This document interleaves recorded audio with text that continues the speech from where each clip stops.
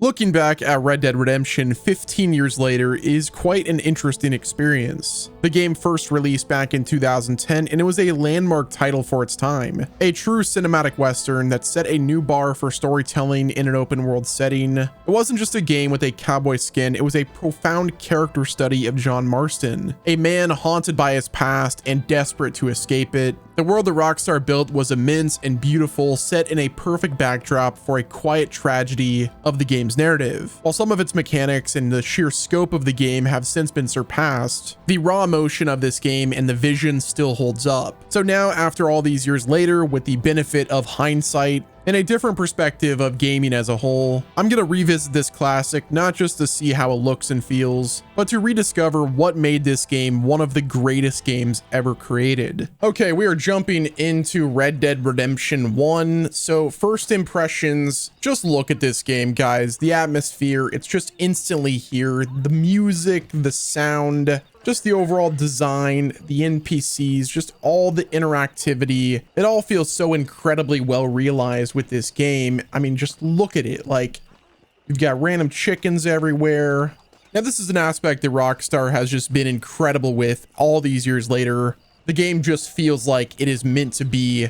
It looks like the Wild West. It feels like the Wild West. Like, you can just feel it. When it comes to the controls and just the overall movement for Red Dead Redemption 1, you can immediately feel the weight of John Marston. Like, his movement isn't super snappy. Like, the responsiveness isn't the greatest. I mean, let's be real. When it comes to this game, like in most of other Rockstar games, like, the movement is just a bit clunky. John Marston like feels heavy. It's almost like he's wading through the mud. It doesn't hold up the greatest, but you know, it's almost like this is the charm of this game.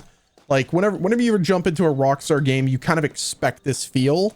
15 years later, it's the feel that I remember.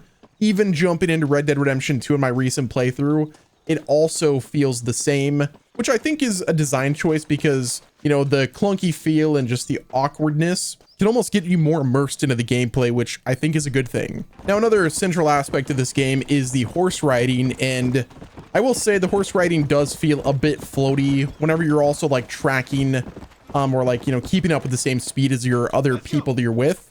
That feels a bit clunky as well. Like, but again, 15 years ago, it's not going to be smooth. This is just kind of what you should expect, which I think, you know, for what we have is solid.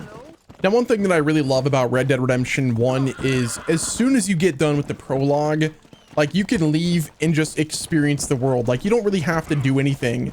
There's so many random encounters, like literally just now, there's things that just pop up randomly. This is also similar to, you know, how Rockstar does their design in their other games, and this game is definitely the same way. I will say what makes Red Dead Redemption 1 so special is the random encounters. Like, you can just be riding along and just experiencing things just randomly. Like, you could stumble across like dynamic events, random people that are tied up, a man getting robbed, and just everything. The game feels really alive for its time. And even though, like, you know, it's not densely packed, as you can see, a lot of games can be, you know, as wide as an ocean and as like deep as a puddle. This game is pretty wide, but it has some depth to it. For its time, it's not as crazy as something like Red Dead 2, but it's still pretty good. It's not as densely packed as other open world games. It's never going to be, but it's like the ability to just get lost in this game is still there. Okay, now we get into the gunfights. This right here is where the magic happens. The gunfights are, you know, pretty snappy. The controls and aiming is like pretty much aimbot. If you're playing on the game on controller, it's gonna be aimbot.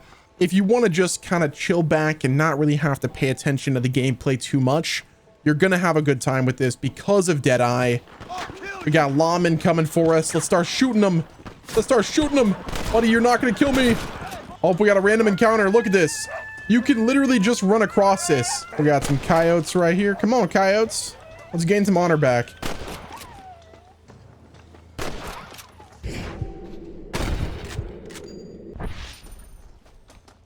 Is our buddy dead? I think our buddy died. Oh, sorry, friend. Can I have this? So yeah, overall, I will say this. The gameplay is like a fascinating time capsule, but it still has that Rockstar feel that we still appreciate today. Some like it, some think it's clunky. I personally think it's incredible.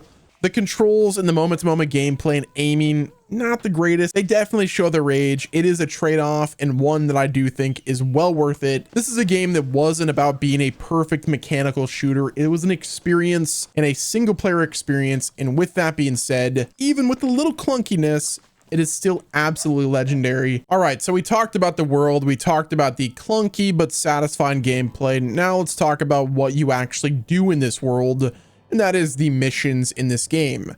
Back in 2010, the Rockstar's formula was pretty well established, and Red Dead Redemption is a perfect example of it. The missions are these linear cinematic experiences that move the story forward.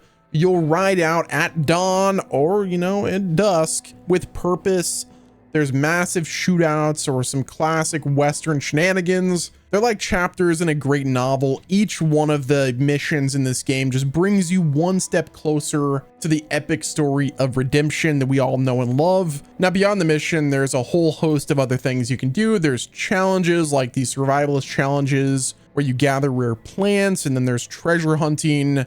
There's like a series of, cryptic maps where you follow to, get the treasure. And we can't forget about the mini games. You sit down for a tense game of poker. There's liar dice and just a host of other things. Now, a lot of the times mini games are just kind of distractions to keep you playing the game for as long as possible, but they're not. And then of course there's bounty hunting. You want to grab a wanted poster, you track down the target, and then you decide if you want to bring him in alive or dead. It's a great way to earn some cash and experience that core loop of tracking and fighting that, we all love. So yeah, the mission structure is the classic Rockstar formula, but it's done well in Red Dead Redemption 1. A collection of weird and stranger missions and a ton of side activities. It all just kind of comes together to make a very interesting experience. It's not just about finishing through the story. You're really just trying to inhabit this world and just immerse yourself into the Wild West. And for me, that's what makes it so special.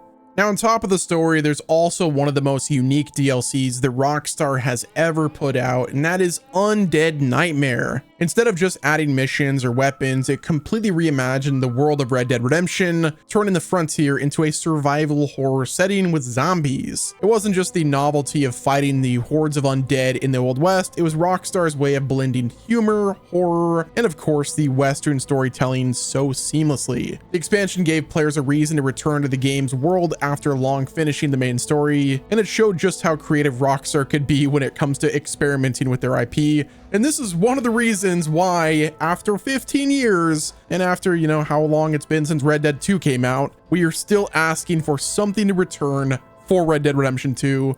Rockstar, if you're listening, give us Undead Nightmare 2. We really want it. I mean, just imagine exploring Red Dead Redemption 2's massive world, its towns, its swamps, but it's all overrun by undead. It would be the perfect way to breathe new life into the game that's already legendary, but the reality is we can just go and play Red Dead 1 and experience the beauty that is Undead Nightmare. So when it comes to the open world for Red Dead Redemption 1, this is one of the most impressive aspects of this game. It spans across 3 major regions. You have New Austin, there is Nuevo Paraíso, I believe that's the pronunciation, and then there is West Elizabeth, which is a land filled with a bunch of forests, rolling hills, and then of course the town of Blackwater. So altogether, the map covers around 30 square miles of explorable terrain, which gives players one of the largest and most diverse worlds of its time. But what made it really memorable for its time was not just the size of it, but it was the detail. There's every canyon, every train track like this right here that we're on, and Weather Shift was also carefully crafted to immerse you in the world.